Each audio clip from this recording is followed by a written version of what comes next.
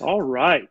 So, ladies and gentlemen, now, once again, if you know someone who is a vegan, who's a vegetarian, who feels guilty if they eat meat, I want you to please click the share button and tap their name so they get a notification because they really need to hear this discussion.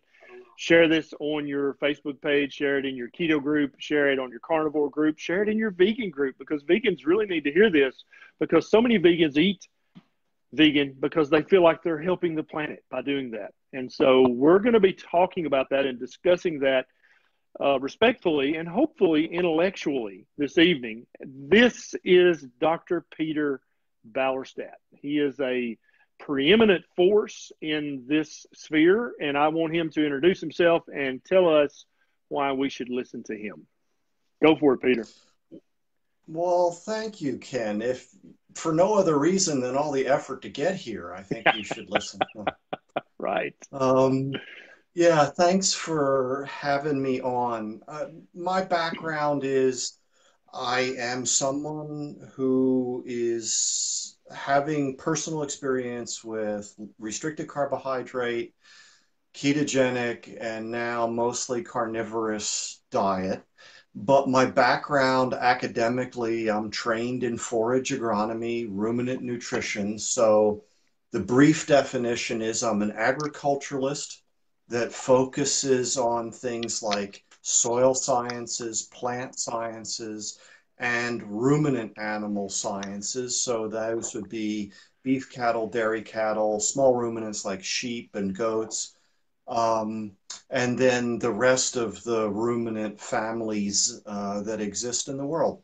And I found a niche where I can try to introduce my agricultural tribe to what I'm convinced is a life-saving message from the more informed, if you will, nutrition tribes that I've come in contact with, as well as introduce my nutrition tribes to some agricultural messages that they may not be aware of.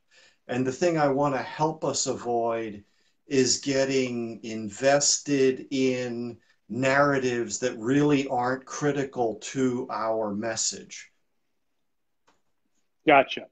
And so name all the ruminants, Peter. What are all the ruminants when you say that? Or Well, at least the there's most common 130. ones.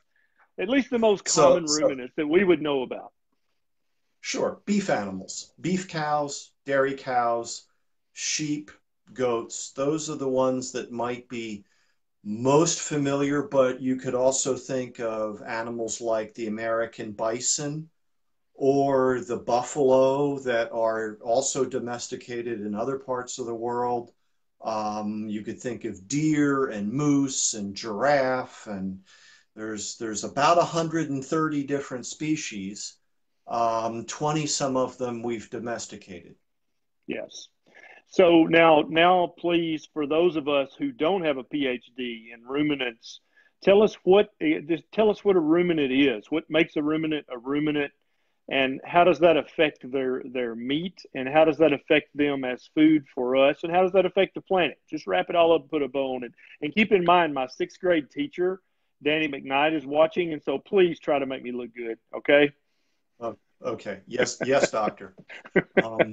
So, so the biggest identifier of ruminants is that they have a multi-compartmented stomach. They also chew their cud.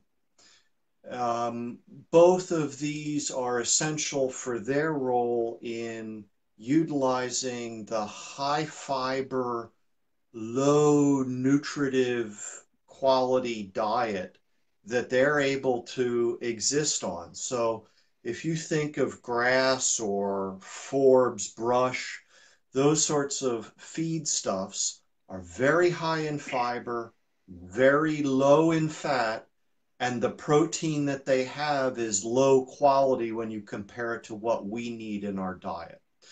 And because these animals have this multi-compartmented stomach that hosts trillions of microorganisms, those microorganisms produce byproducts, they also produce an enzyme that no vertebrate animal, no higher life form animal produces, called cellulase.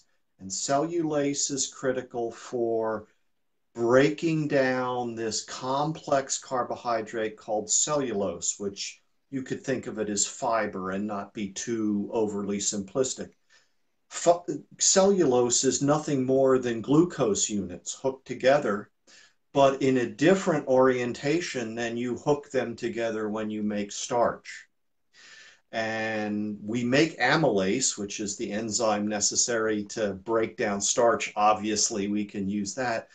But cellulose is the most abundant carbohydrate in the biosphere, and we can't use it directly. And if you think about grasslands, they're the majority of our farmland. They're the largest biome on terrestrial Earth. And the only food producing activity that we can use them for is to run ruminant animals on them to convert the grass into high quality animal protein, animal fat, either as meat or as dairy products. So ruminants have access to an enzyme, cellulase, that human beings don't have. We don't have access to that enzyme. And so that's why we can't live on grass. We could go and cut some grass and wilt it and just eat our fill of it until we're stuffed, and we'll get no nutritional value from that. We'll just make a lot of poop. And if we tried to live on grass, we would eventually starve to death because we cannot break the bond that the cellulase is able to break in the ruminant's digestive system. And so they can use that as energy, and they can make tasty steak out of it, whereas we can't use cellulase. And I can remember, Peter, years ago when I was an undergraduate, I'd read a little about cellulase, and I was thinking, man, if we could just somehow genetically splice the enzyme into our DNA so we could break down cellulose, so we could break down cellulose, you would solve the world hunger problem because we could all just eat grass. And that was a young undergraduate me thinking very primitively, right? And so ruminants can do this. Now, so you said something I think that's a key. So many, millions of acres of land are grassland. And so I think a lot of vegans think that we take farmland and we take tillable land and convert it to pasture to feed our cows so that then we can have ribeye. Talk to us about the error in that way of thinking. How is grassland and tillable soil, how is that different? Can you convert one to the other easily, et cetera? Well, unfortunately, we've converted a great deal of our grassland into agricultural land. Or maybe put it a different way, we've taken grassland and tilled it to produce arable crops. So maybe that's a good thing, maybe that's a bad thing. But the majority of farmland in the United States is in fact what we would call rangeland. It's pasture, long-term pasture. It's ground that should not be cultivated. If you do cultivate it, then think Dust Bowl. Environmental pushback will occur. Nature votes last is one way to look at it. So people will frequently say things like, look at how much farmland is used to produce livestock. And just as you said, if we didn't do that, then think of how many people we could feed. But what they're perhaps not realizing is that there's a difference between arable farmland and rangeland, which is classed as farmland, but which should not be used for the production of commodity crops. It should not be tilled. It should not be arable land. Now, as I said before, a lot of our grasslands have been converted into very productive farmlands. Think Iowa, think Indiana and Illinois, think Ohio. This was what was originally called tall grass prairie. That was its natural biome, and human settlement and development converted that into agricultural land. I think going forward, we're likely to have some sort of hybrid system where we're going to continue to produce arable crops, but perhaps we can do a better job with grassland and learn to emphasize the ruminant animal products as we attempt to feed a growing population going toward 2050. Gotcha, gotcha. Very interesting. So if I suspect we have a vegan or two watching, just because I have a few that kind of watch my page.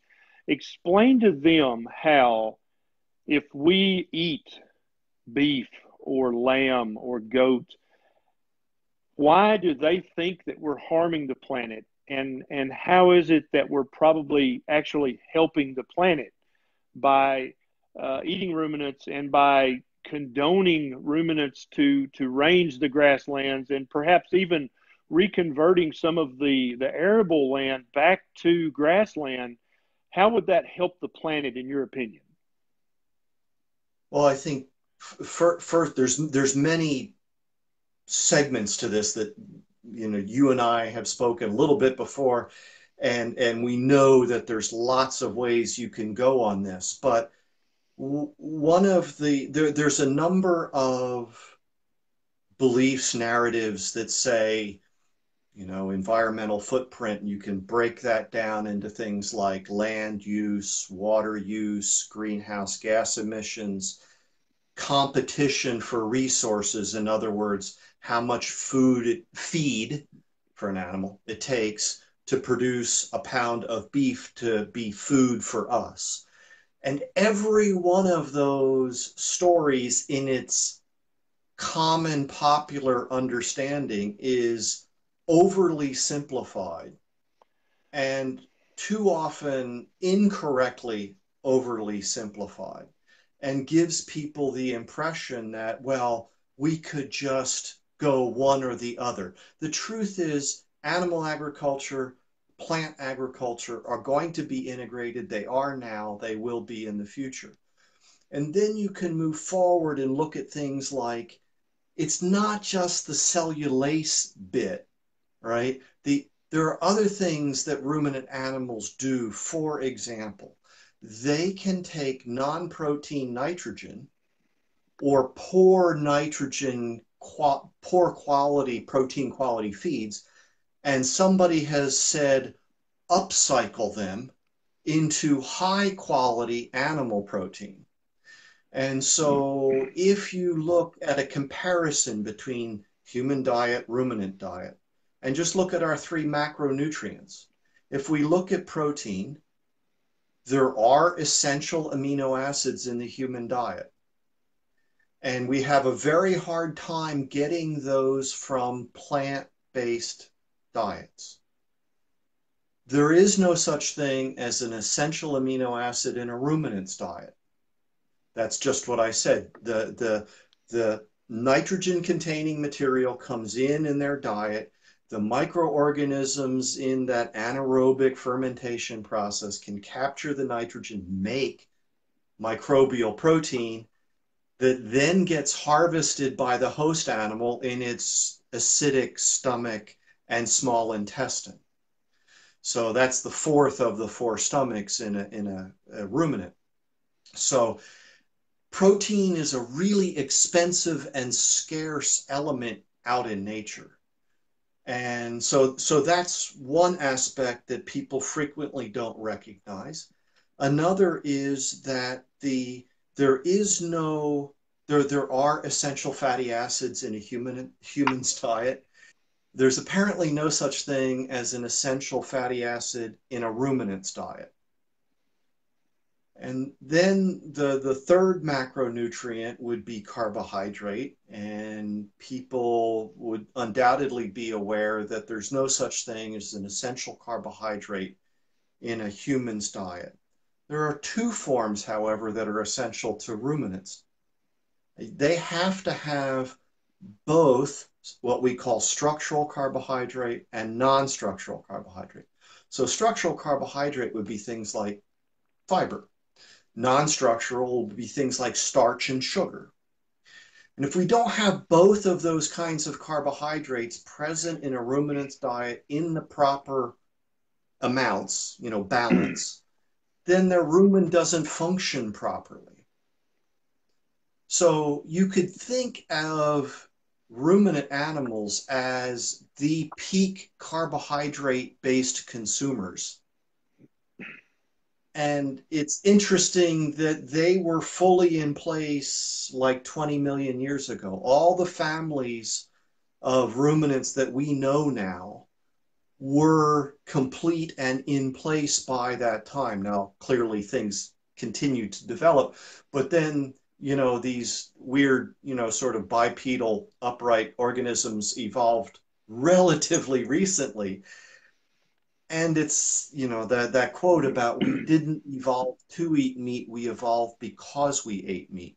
This vast resource of ruminant animals were already present. They were already converting the rich grassland and plant material into high quality animal protein, and most importantly, fat. So one interesting thing about a ruminant animal is if for example, in a beef cow, or any beef animal, if you get more fat in its diet than about 5%, you start to make that animal sick. The fat is toxic to the rumen microorganisms. Now, it's also interesting to me that polyunsaturated fats are even more toxic. Such as? You can't, the sorts of omega-3s and 6s that you would get from, certain seeds or byproducts. For example, if you had a meal that still had a significant amount of fat in it, you'd have to be very careful about how much of that you could feed to a ruminant animal. So what happens is the diet of a beef cow, for example, will be less than 5% crude fat, one measurement of it. But then one of the principal byproducts of the fermentation of fiber in the rumen are volatile fatty acids. Those volatile fatty acids, the cow absorbs through her rumen wall, and then 70% or more of her total energy needs are met from those fats that are produced in fermentation. So one might think it's better to feed the carbohydrate to a ruminant that's going to turn it into fat instead of us. Just another way to look at it. Right. And so basically, in addition, the ruminants. Okay, go ahead, Peter. Yes, sir. I'm sorry. No, please. Well, I was going to say, so basically, I can come back to the ruminants can take cellulose material, just scrub grassland, which we cannot eat. And if we tried to till that land, we would wind up depleting the soil, having topsoil erosion, and having basically a dust bowl situation like we had back early in the 1900s in the Midwest. Or we could let the cows graze that land, and they could literally turn that scrub cellulose, the scrub grass and the tall grasses, they could turn that into fat and protein, which we then could eat, which would be their tasty booty. Well, and let's remember that if we have really scrubby ground, what we're trying in that case to produce is a calf from the cow that's running on that land. Yeah. That calf, then we're going to wean off mama in 5 or 6 months and ship that calf to some other environment. It may be the same ranch, but just irrigated pasture ground. It might be from Florida to the Midwest. It could be, and animals get moved around quite a bit within the United States, but the idea is that growing calf has a higher nutrition demand than that native range might be able to produce. The best use of that native range would be to run a cow-calf operation and produce the calves. And mama, when she's at low maintenance requirement, can get by on very poor quality feed. And that's exactly what you were saying. So there is that. And again, I'm talking beef, but this is any ruminant animal. It's just beef is the one that most people are familiar with. So in addition to this upgrading of protein, the production of fat from fiber, ruminant animals do produce all three forms of long chain essential omega-3 fatty acids. Fish only produce two. We're still trying to figure out the importance of that difference. The omega-3 that comes from animal products is far more useful to us than the omega-3 that comes from plant products.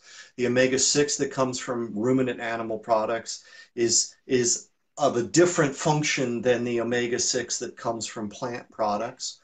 Also, we have minerals being made more absorbable by us than what comes from plants.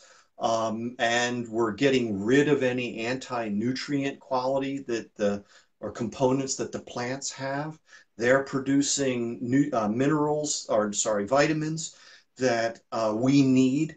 And so and then you can start to see a lot of benefits to the environment in which we practice proper grazing management. And the critical thing about grassland is it's tremendously important to watershed health. Again, it plays a role in carbon cycling, water cycling, nutrient cycling.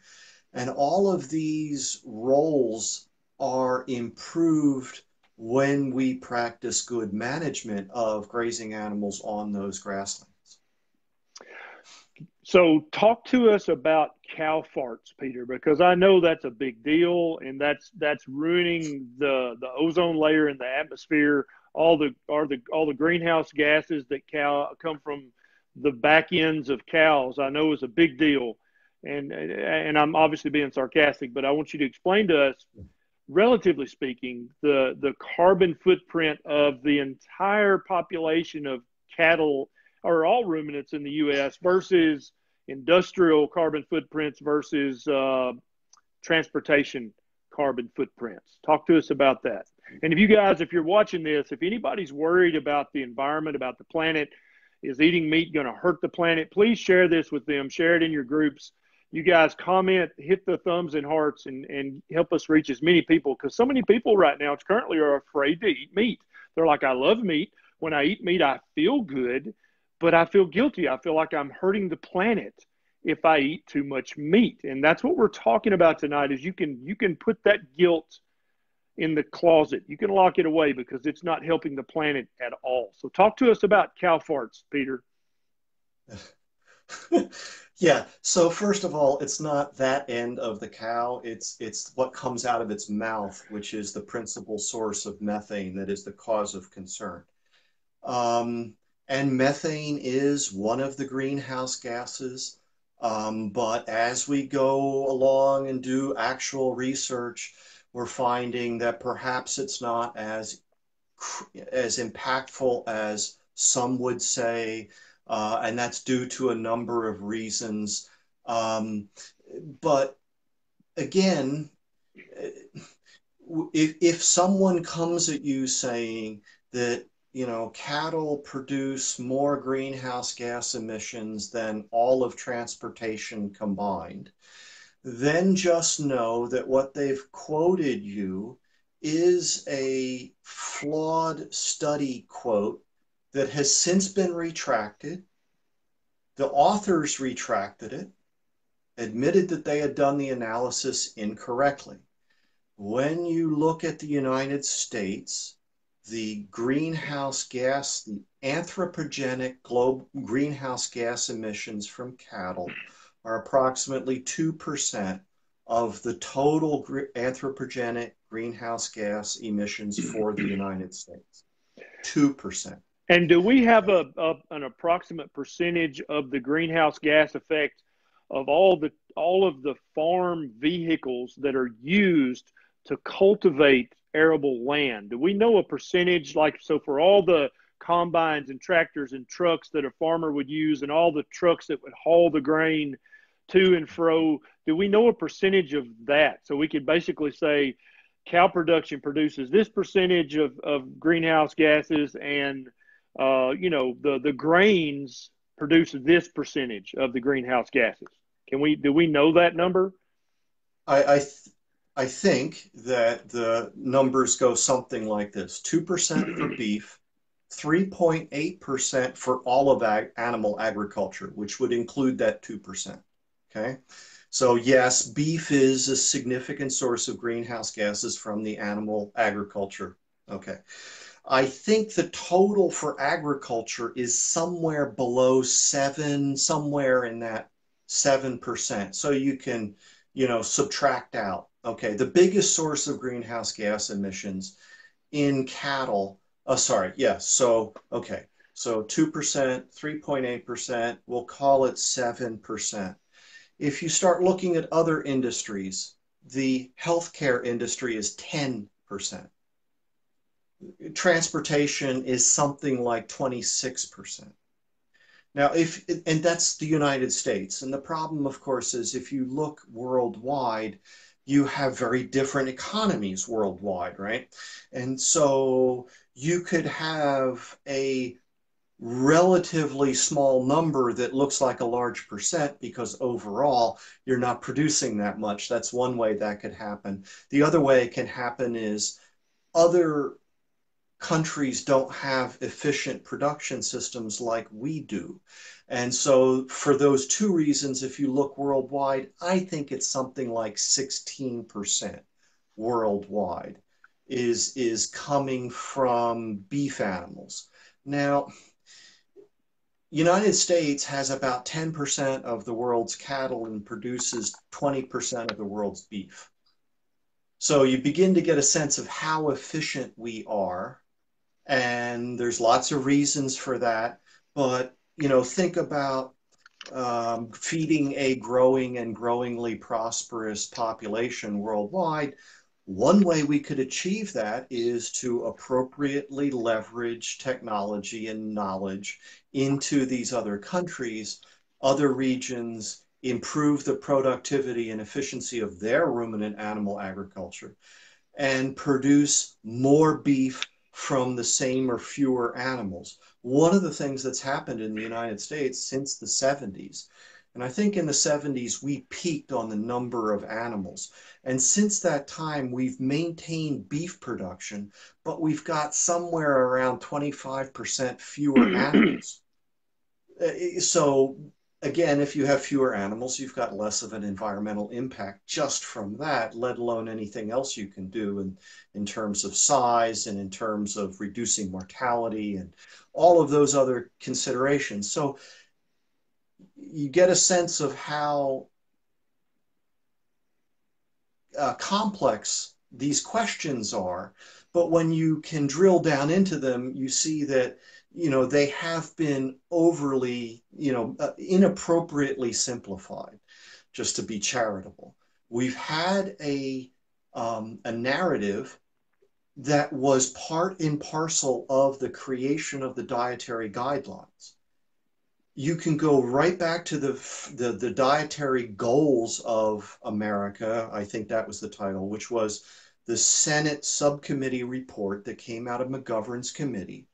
And they cite as a reference in that document, Diet for a Small Planet, which was a vegetarian cookbook published in 1972, which was a follow-on to what was published in The Population Bomb, which was, very much into the ethic of the environmental movement of that time. And so from its very beginning, part of this has been, we have to eat plant-based diets because we can't feed the world if we continue to eat animal products. Well, I want to push back and say, what if human beings have to eat animal products? Now, we can argue about how much. Is it 100%? Is it 60%? Is it whatever? But there is no way. So here's my summary statement for ruminants. Modern humans exist because of ruminant animals. That modern societies depend upon ruminant animal agriculture, and we will not be able to meet the needs of 2050 when we're going to have 2 billion more human beings in the world and the population of humanity is going to be more prosperous. We can't do that without ruminant animal agriculture. And in fact, we have to. There's so many points here for us to tease apart, but what you said about guilt, I find it remarkable. And I really want us to fully onboard this idea. As you've said before, we each are responsible for our health, right? Unless we're a minor, and then in case we have a parent, and unless we have a elderly parent, in which case we might be in that role, whatever. But it's not the doctor's responsibility. It's not the dietary guidelines responsibility. It's our individual responsibility. And when we improve our own health, we are in fact improving the world. Because we have no idea who's watching. We have no idea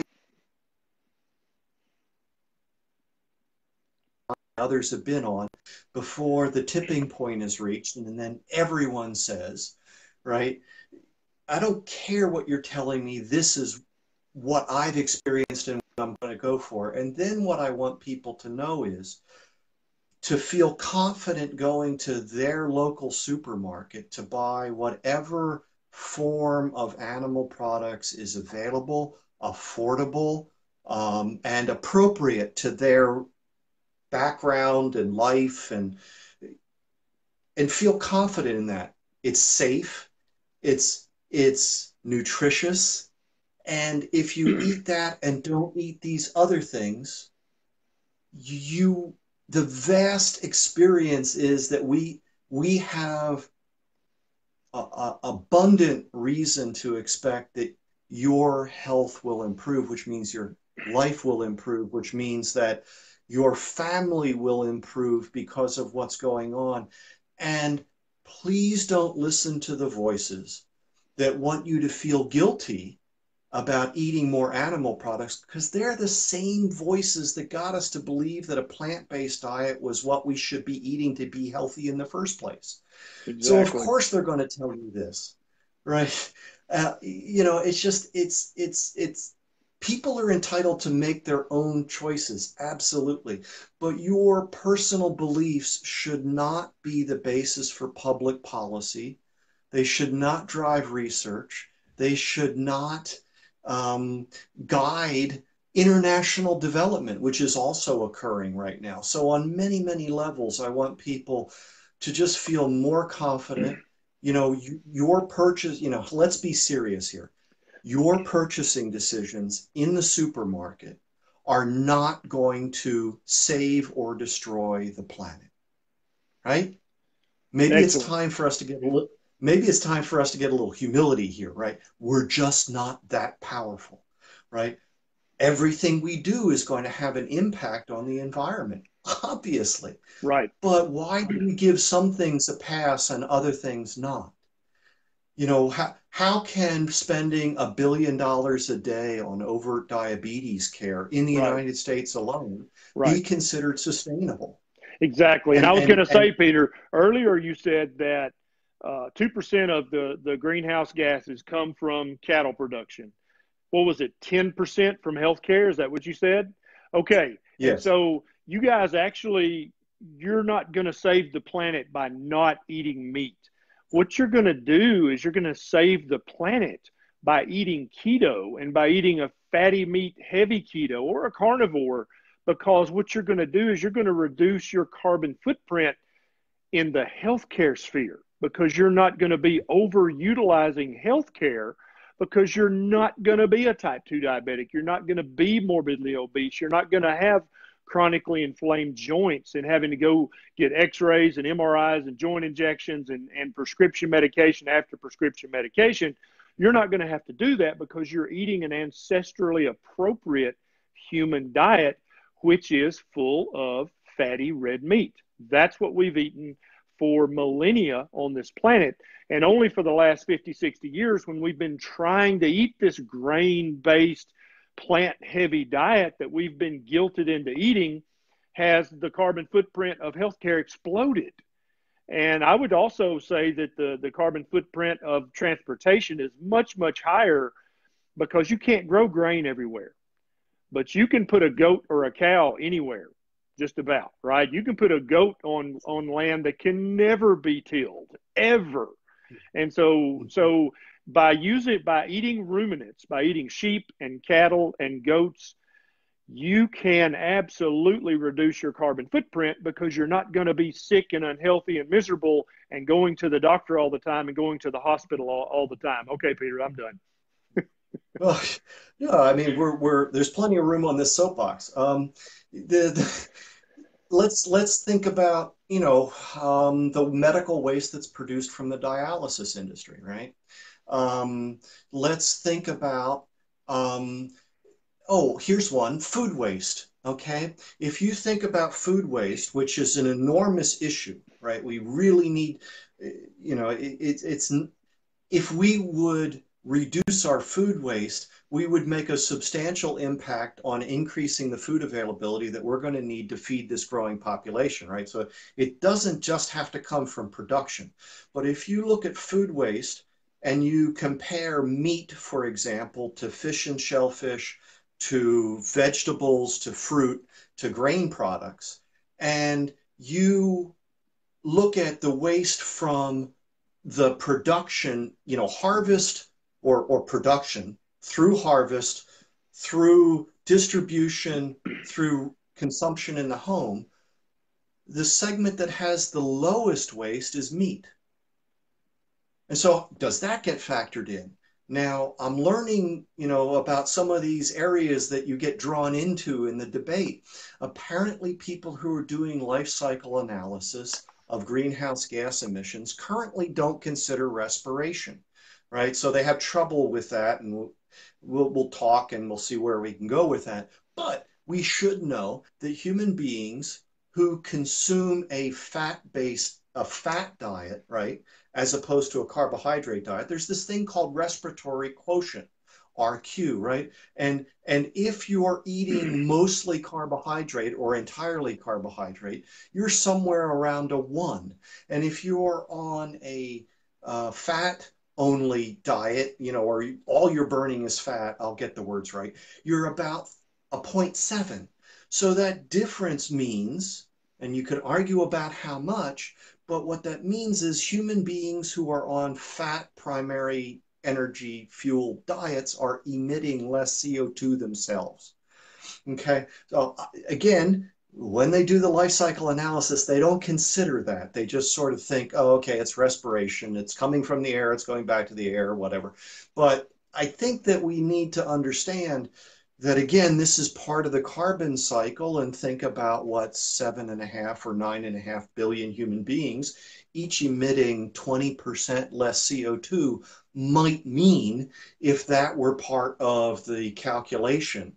So I think there's lots of ways to look at this. People have done some good work looking at organic carbon increases in soil under proper grazing management, and it becomes a significant number. Now, apparently that's not yet going into the sustainability conversation at a certain level of research. But I'll also point out that the industry itself, the beef industry itself, has a major sustainability initiative. They're doing work trying to look at, quantify the differences from New England, for example, to, Eastern Colorado. Clearly different environments, clearly different systems, different impacts. They're doing that work, and then they're saying, look, if we have to consider not just environmental factors when we talk about sustainability. We also have to talk about economic factors, right? We also have to consider societal factors. And so those three now are part of what they're looking at. And I'm asking, all right, who's informing your deliberations when it comes to health? Is the health consideration reaching back to the sort of conventional wisdom of what constitutes a healthy diet, et cetera, et cetera, et cetera? Or how do we get maybe some of this newer sort of perspective to inform your consideration and therefore shift maybe the conversation about what is sustainable? If the chronic disease epidemic that we're currently experiencing is the result of hyperinsulinemia, which I think it in large part is, and I'm sure that we haven't fully onboarded that outside of this community. But if that's the case, then, and a diet high in animal products is the first course of action in trying to address that condition. How do you then factor that into the conversation about sustainability, let alone these other sort of, conversations about only 4%, less than 4% of the Earth's surface, dry surface, no, actually surface, less than 4% of the Earth's surface is suitable for cultivation. Meanwhile, something around 15% is rangeland, and another 10% is forest land. And we can, in fact, practice some form of ruminant animal agriculture on what amounts to about a quarter of the Earth's surface versus 4%. Excellent. Oh, and Excellent. Go ahead. By the way, we are rapidly losing that less than 4% because that's where we like to build cities. Yes. That's where we like to, develop. And so we're losing, once you plant a subdivision, that ain't coming back into agriculture. Right. Talk to us for a minute, Peter, about what happens to an acre of land that I have my cattle grazing on versus an acre of land that I'm growing soybean on. Talk to us about which soil is built up, which soil is depleted, where do we have the most soil erosion, and that sort of thing. Well, I think it's fair to say that this is going to vary based on location, right? Lots is going to change. But as a rule, anytime we till the soil, we are losing organic matter. Anytime we till the soil, we are making that soil more susceptible to water erosion and wind erosion.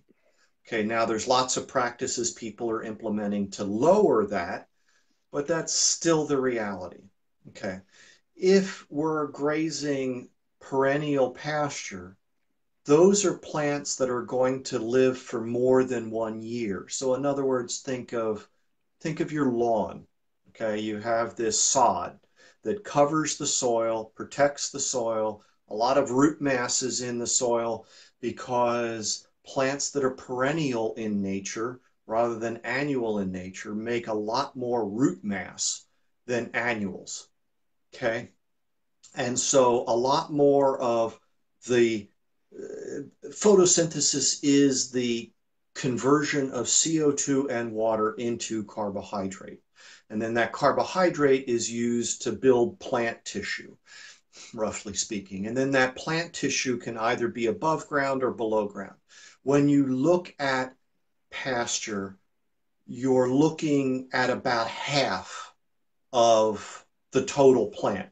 In other words, about half is below the ground and a half is above the ground.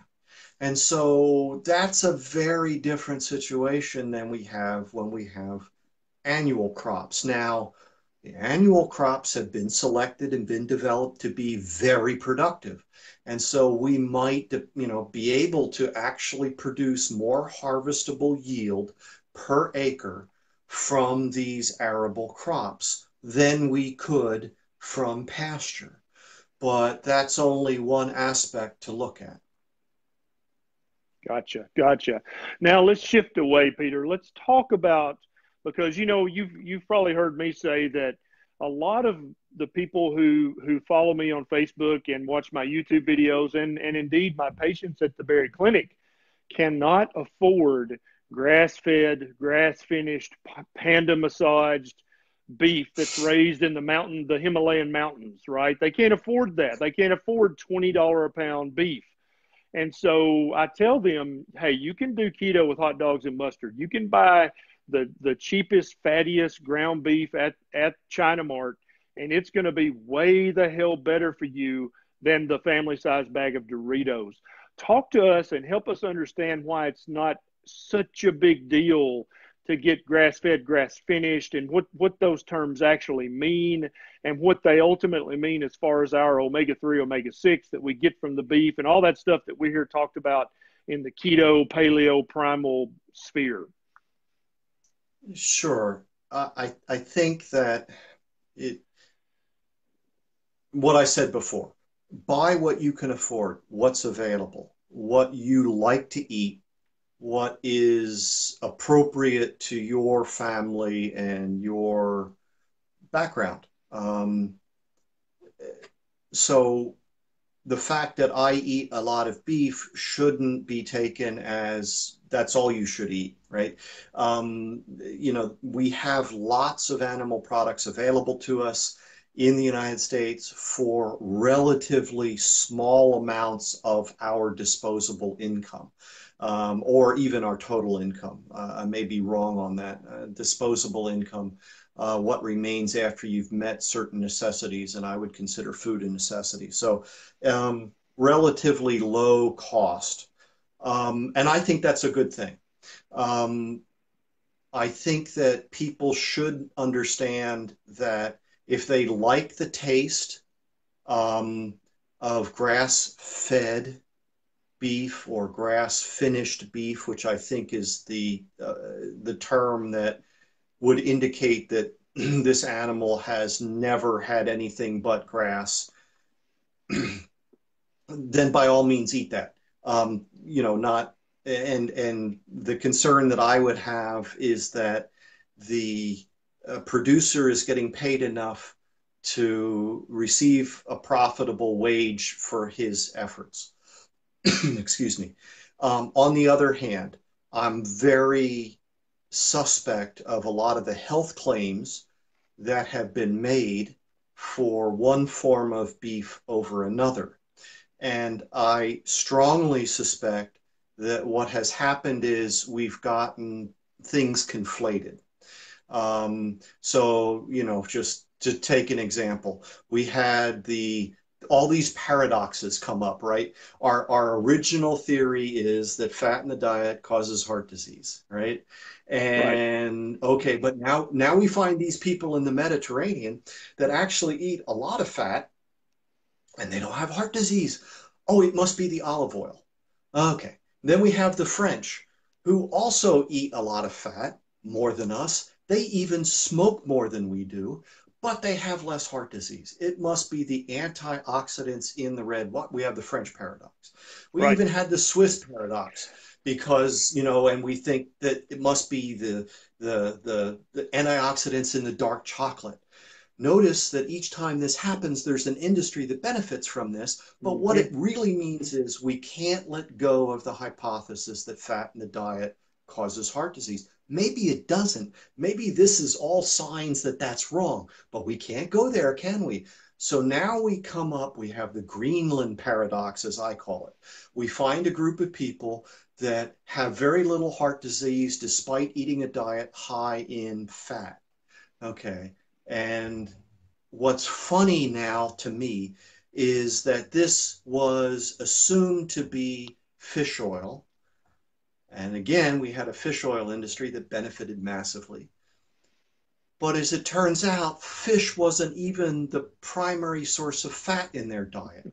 It was coming from marine mammals. And mammals produce three kinds of long chain omega-3 fatty acids, not just the two that the fish do. And maybe that would explain why we've had a hard time proving that fish oil supplements had any significant impact on, so it's been a mixed story. Let's leave it there in terms of trying to trace out. But again,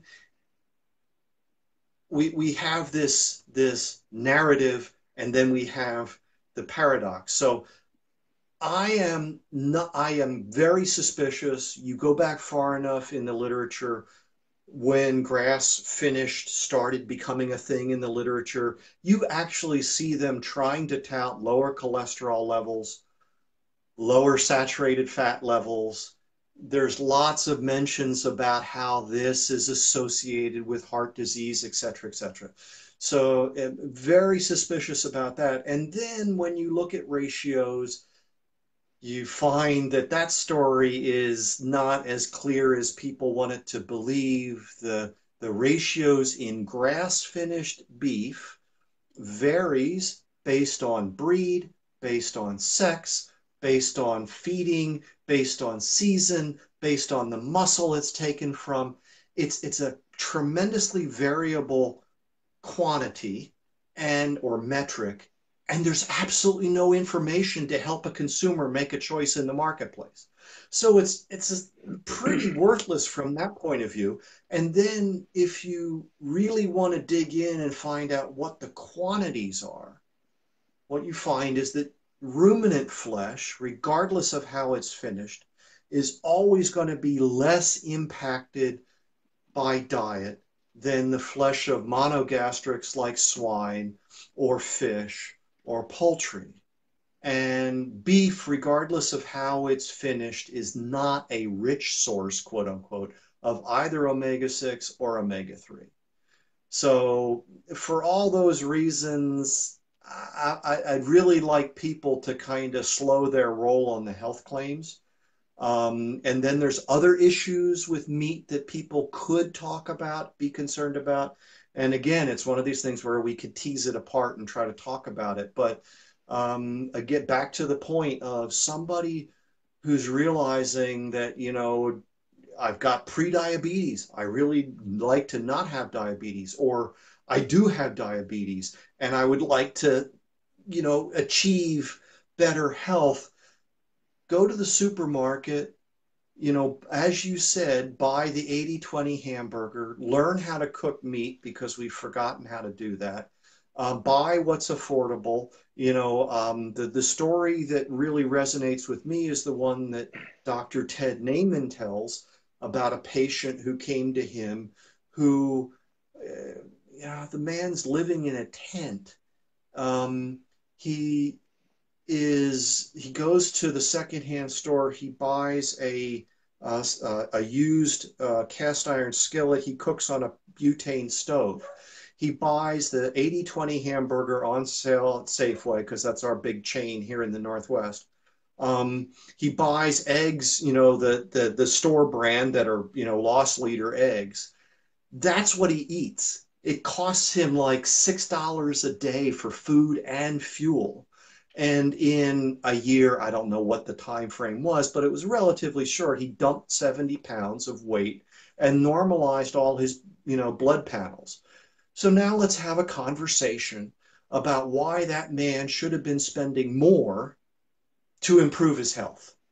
Because it seemed like he did a pretty good job on some pretty, and if somebody really wants to make an impact in the world, then one approach might be to figure out what the difference in cost is going to be between what he could buy from Safeway, what some higher brand, product would be, save that difference for a year, and at the end of the year, write a check to something like the Noakes Foundation or some other worthy philanthropic organization that's trying to do something to improve the health and living conditions of some of our brothers and sisters somewhere in the world.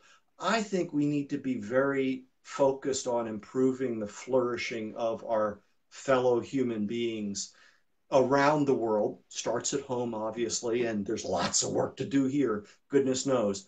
But having been to Brazil within the last couple months, you know, and having just watched an interview, um, there are still too many people that think people become obese because they don't exercise, right? And it's hard for me to listen. In Brazil, 45 years ago, they had the fourth largest population of underweight men. Poverty. Okay. Today, their rate of obesity and overweight is very similar to the US. 45 years difference. You know, 1 out of 3 children is overweight, 1 out of 3 women is obese. You know, when I was young, you know, the concern was famine. You know, not enough calories, people starving to death. Today in the world, it's like 800 million human beings are still in that condition. And yeah, that's a shame. That's a scandal. We should do better, and we can. But 2.2 billion human beings in the world today are now overweight or obese. Now, what everyone needs to understand is both of those conditions are a form of malnutrition. Yes. So out of 7.5 billion people in the world today, 3 million are suffering from malnutrition. And we've got to get people to understand that reality, and then understand what an appropriate approach would be to remedying that. And it's not just agriculture, right? I mean, it's politics, it's law, it's societal, it's every kind of dimension. But if people don't understand that as a goal, then there won't be the effort to achieve it. And meanwhile, we've got very wealthy, affluent people who mean well. I'm convinced they've been indoctrinated into what I think is a misinformed belief system. And they think the solution is to create some faux meat, some lab grown product, that somehow is going to address these problems. And it's everything that I'm sharing is not controversial from a literature point of view, from a discipline point of view. If you go into these various areas and reach into their textbooks, you can find this stuff. It's just when you have so few people involved in agriculture, then you've got these other areas that now the people fill that void of information with their belief system, with their rhetoric, with their propaganda. And I think that there are people who want to do well and do good for other people. And somehow we need to do a better job of getting this information in front of them so that they can then put the pieces together and then figure out, oh, okay, this is something that could have a real impact. So programs like Heifer International is one that does great stuff. I came across a study where the only intervention, the one thing that they did was they gave women 1 egg a day, 1 chicken egg a day. And they did that through pregnancy. Can't remember right now whether they did it before pregnancy or just through the pregnancy, and then through nursing. And the children of those mothers ended up with larger brains. Yeah. Well, if we're going to solve the problems that are going to face us, you know, at the end of this century, which we can't even imagine at this point, it's going to take a lot of well-nourished brains communicating with each other and solving these problems. There's an example of that, the Great Horse Manure Crisis of 1894. Yeah, look, a squirrel. What happened in the cities prior to internal combustion engines was horses were the principal means of transportation. And cities were not pleasant as a result. There were massive amounts of dung and urine deposited every day. There were dead animals, there were accidents, there was abuse. It was just not good. 25% of our farmland had to be dedicated to growing fuel for the horses. And so these things were a problem. In 1894, I think it was, there was this assembly of, planners. It was one of the first city planner meetings that took place. And these experts came from Europe and England and the United States. They met in New York. Now, before the turn of the 20th century, significant travel, they got there. They were supposed to spend 10 days coming up with a solution. And they all quit after 3. Because they couldn't imagine a solution, right? There's no solution to this. In 30 years, we're going to have horse manure to the 2nd-story windows in New York City and, whatever. And then we had the internal combustion engine. They couldn't imagine technology that they hadn't seen yet. And they couldn't see the impact that would have. And news isn't about what's working. News is about what's broken. And so we have an entire industry that is looking for bad news to tell. Meanwhile, there's really good news available. And, we seem to love, bad news. So there's a whole genre of books written by what I call catastrophists.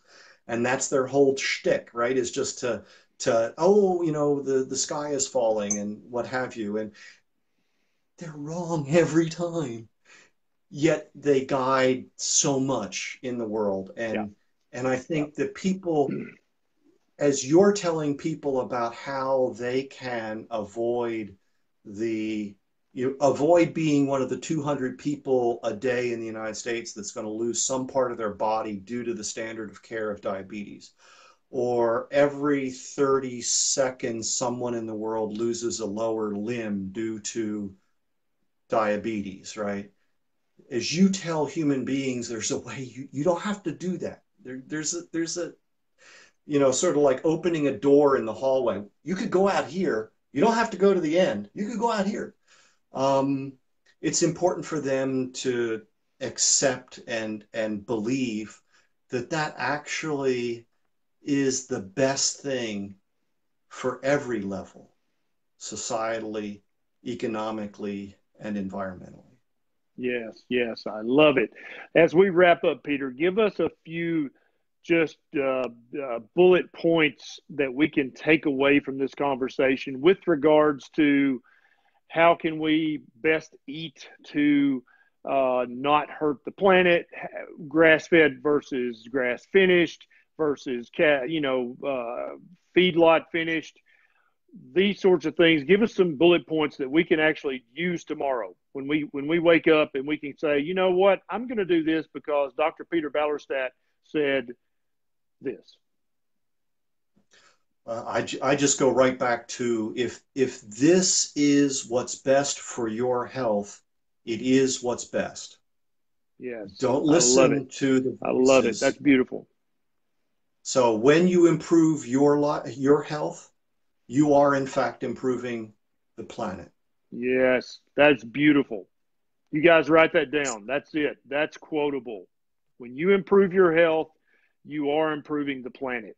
I love it. I love it. Let's just stop right there. That's the most beautiful thing I've heard all day. Dr. Peter Ballerstedt, tell us how we can find you on social media if we can't get enough of you and we want more. How can we find you? You can find me on Facebook by name, or my page is Grass-Based Health. You can also find me on Twitter. That handle is @grassbased, one word. I'm also on Instagram at the same name. And on YouTube, I have a channel. Just look for my name again, Peter Ballerstedt. I love it. If you have specific questions, I'm available by email. You can write me at peter.ballerstedt@gmail.com. Gorgeous. Dr. Peter Ballerstedt, thank you so very much for spending some time with us this evening. It's an absolute pleasure to chat with you again. Hopefully we'll get to meet up again in our travels soon one day and have some good conversation over some good beef. That sounds very good to me. Thank you. I look forward to it. Talk to you next time, Peter. Thank you, guys.